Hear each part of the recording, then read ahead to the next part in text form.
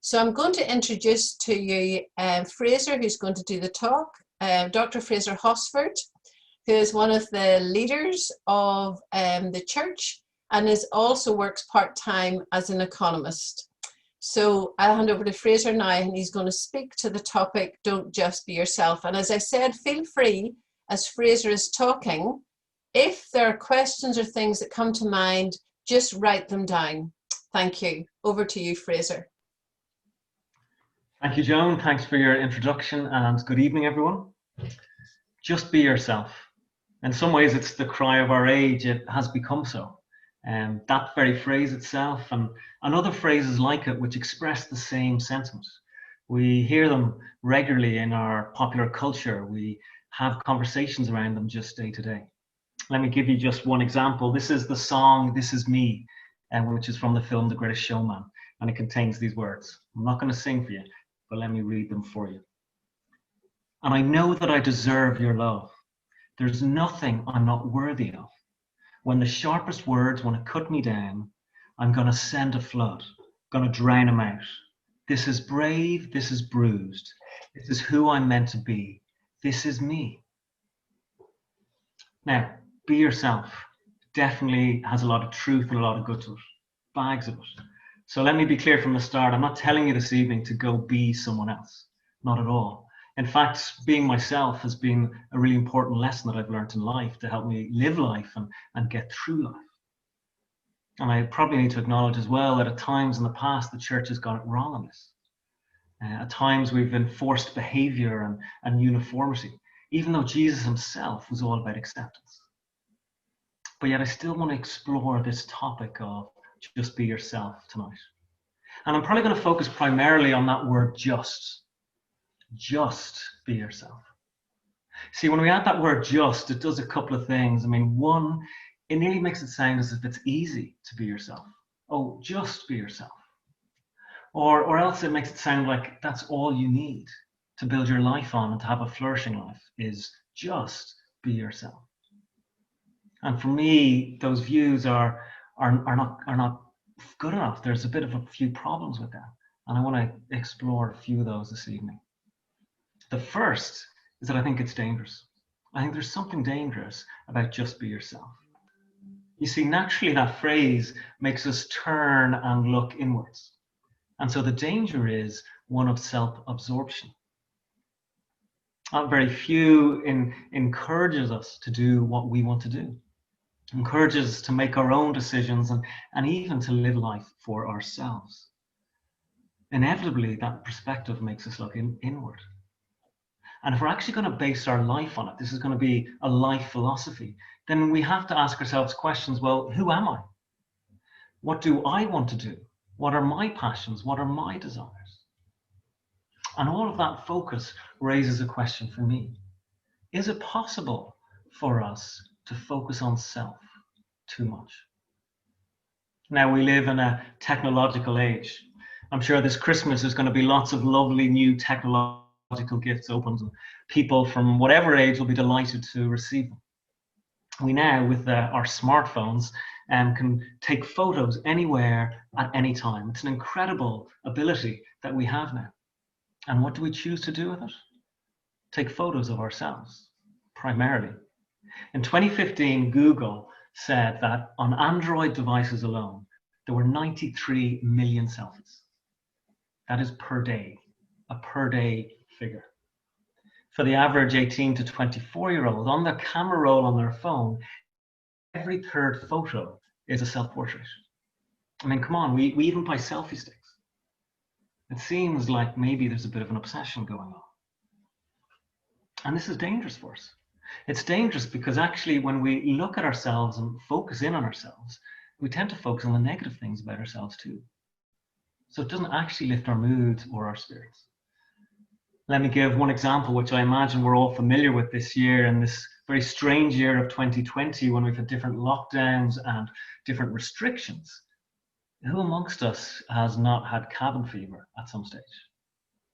You know, we're working from home, living from home. We're not allowed to have friends and family over at certain times, and we can't go to their houses for socialization. Times we could even go 2K from our house, or maybe 5K. And we were desperate for conversation, desperate to meet someone else and talk. That focus just on ourselves in lockdown was too much for us. Psychologists talk of this idea called a small self. A small self. Virginia Sturm is a professor at UC San Francisco, and she defines a small self as this: a healthy sense of proportion between your own self and the bigger picture of the world around you. And the proposal is that actually having a small self is better and healthier for us than just fixating on our own inner world. So first, I think it can be dangerous. The second is that actually it's hard work. I know it sounds a bit counterintuitive. It's actually hard work to just be yourself. And the reason is that our society actually gives us mixed messages on this. On one hand, it says just be yourself, and that sounds lovely at first glance. But on the other hand, there are other values that our society holds dearly. And these are values like earning money, being successful and achieving things, and values of how we look, of our image, of being healthy, simply just being cool or being good crack. But when you mix those two messages together, it becomes a mixed message. So in effect, the message becomes just be yourself, as long as it's a cool yourself, or a successful yourself, or a beautiful yourself. And that's the message that we tend to take on. And the problem there is that this leads to striving for us and to stress for us. Because now we have to achieve these other values. It's become part of just being yourself. The world is your oyster, and you can make of it what you want. But now that places an expectation on you, indeed a burden to actually go and achieve something or look a certain way. And just be yourself can become a need to construct a new self, to create a new identity, a new happiness, a new achievement for ourselves. So the irony is, on one hand, we think we've ditched the old sort of oppressive tradition behind us. You know, that we had to conform to this moral standard. We've ditched that. But I wonder if actually we've taken on a new oppression. Is it possible that there's an oppression of freedom and opportunity? Because they create this expectation on us, which becomes a burden. And one of my favorite authors is a guy called Mark Sayers, an Australian author, and he puts this in a really articulate way. He says that we have dropped the weight of should have. Okay, should have is the old oppressive tradition that I should have done this or I should have done that, okay, to conform to some external standard. We've dropped that, but actually instead we've taken on the burden of could have. I could have been somebody. I could have been like that person over there. Actually, we have to take on this better self and become a better self. That is the danger for us here. I mean, again, if you return to selfies, when you think about selfies, you generally only take them when they're a pretty cool selfie. And they're only really the ones that you share on social media. You're visiting somewhere new and cool and exciting. Or you're doing really fun things and it looks like you have a great life. Or maybe you're just looking particularly well that day. But we tend to share selfies which are a picture of a good self, not the other ones. And so the problem is this philosophy of just be yourself and the individualism of that is when we meet that in the culture we live in, which is a consumerist culture. And when those two things go together, we now have to build this yourself. We have to build this new self. And we have to present a good self to the outside world. And that is tough. It's hard work. At the same time as all of this pattern, this culture has been growing in the last years, we're in the middle of an epidemic of a mental health crisis. And for me, those two things surely have a link. The My World survey of 2019 was the largest ever survey of mental health among teenagers in Ireland, and it had some shocking findings. The last survey was 2012. So in those 8 years, the proportion of teenagers in Ireland who suffered from severe anxiety doubled. from 11% to 22%. And the same happened with a proportion of teenagers suffering from severe depression. That nearly doubled from 8% to 15%. And there was a link between the amount of time people spend online, social media, the danger there of comparison, with more anxiety, more depression, and lower body esteem. And it can be dangerous for us. And the third thing I want to talk about is really to say that actually it's not true. Just be yourself. In our culture, in our world, we love that catchphrase, and it's in all our Hollywood movies, etc. But really, deep down, we don't really practice it. Do we actually want our true, inner, vulnerable self to be made known to the world? I don't think we do. I've been watching last month, I'm sure some of you like me have as well, The Crown, and the Netflix series about the Queen and her family, and the dysfunction of it all. It's great TV. And in one of the earlier series, there's the scene, I guess it must be right at the start, where Elizabeth is about to become the Queen. She has the news that her father has died, and she now is going to ascend to the throne.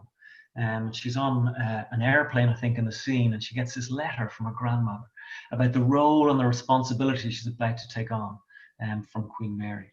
And the letter says this: "And while you mourn your father, you must also mourn someone else, Elizabeth Mountbatten.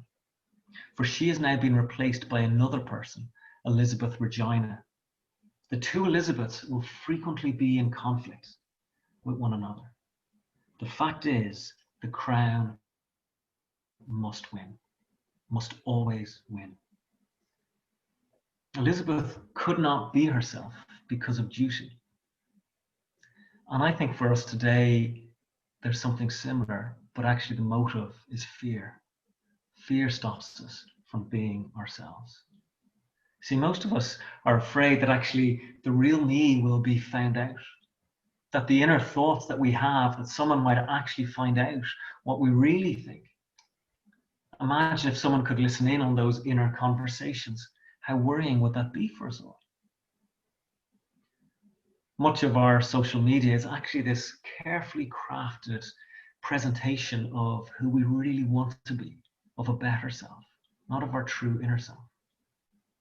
And what goes with it now is this shaming culture that when we make mistakes, society pours in. There is no great celebration of person X or Y or Z just being themselves when they do a mistweet. There is a shaming culture. And celebrities and politicians, we've seen it again recently, have to be so careful to avoid all of that. Where is just be yourself in the midst of all this?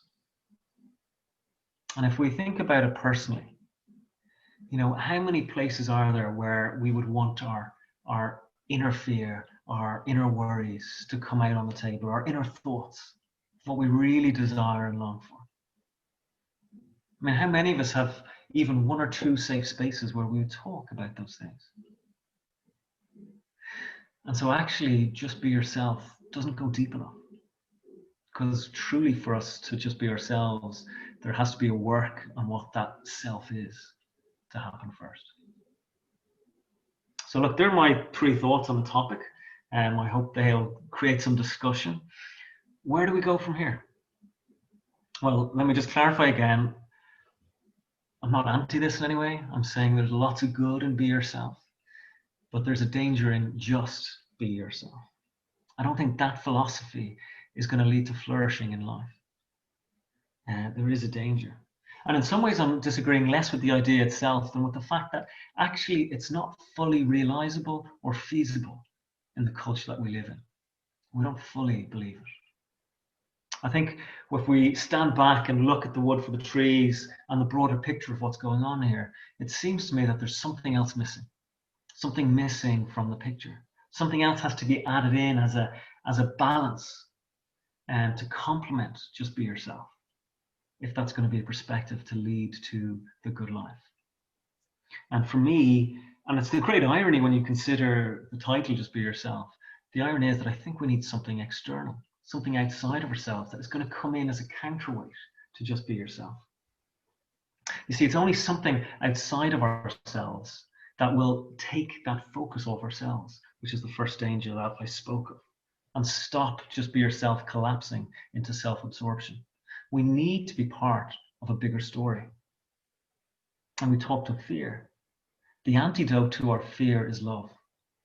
Imagine a real experience of love and acceptance of our inner self. That would give us the freedom to really be ourselves. And love again has to come from the outside. And I talked of how it's hard work. And for something not to be hard work and not to be this striving and achieving, then it needs to be given to us as a gift. And again, a true gift has to come from somewhere outside of ourselves. I share these thoughts with you this evening as a Christian, not on behalf of particular religion or an institutional church, just as a follower of Jesus. And it is my view that faith is something to offer us here in this regard. You see, with faith, God becomes the object of our lives and of our focus, not just ourselves. And in doing that, he actually rescues us and gives us the gift of self-forgetfulness. Sounds counterintuitive, but I believe it's a gift. And he opens up our eyes to a bigger story and to a wider horizon. And I believe that this God loves us too. And through the life and death of Jesus, we are accepted into his family. Accepted in just as we are, warts and all. And what's really amazing is that this becomes to us as a gift. And we don't have to work at it. We just have to have faith. Place faith in the person of Jesus. And it comes as a gift. No small print, no conditions, no ifs, no buts. A gift. So thank you for listening this evening. And thank you, Joe.